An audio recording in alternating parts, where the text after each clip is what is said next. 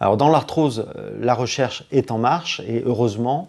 Alors pour l'instant, on n'a effectivement pas de médicaments qui arrêtent la destruction de l'articulation, du cartilage. Par contre, on a dans les années à venir des molécules candidates qui vont peut-être arriver à stopper la destruction articulaire, soit des biomédicaments, soit des médicaments qu'on utilise pour d'autres maladies, comme dans le diabète, et qui vont permettre peut-être de contrôler l'arthrose. Pour ce qui est des rhumatismes inflammatoires, donc les arthrites, effectivement, on a à disposition un certain nombre de biomédicaments. Il y a eu un bouleversement, une vraie révolution dans la prise en charge de ces pathologies dans les années 2000, où sont arrivés les biomédicaments, les anti-TNF, les anti-L6, les anti-CTLA4, enfin, etc. Toute une série de médicaments qui vont cibler telle ou telle protéine et qui va permettre de contrôler le rhumatisme. On a d'autres molécules qui arrivent progressivement. Il y a des anti-JAK qui sont arrivés. Ce sont des molécules en comprimé qui contrôlent le rhumatisme.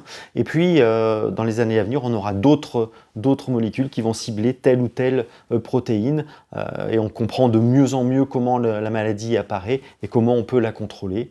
La modulation du microbiote, puisque le microbiote probablement intervient dans l'apparition de la maladie, pourrait peut-être également être dans l'avenir une solution pour contrôler les rhumatismes inflammatoires.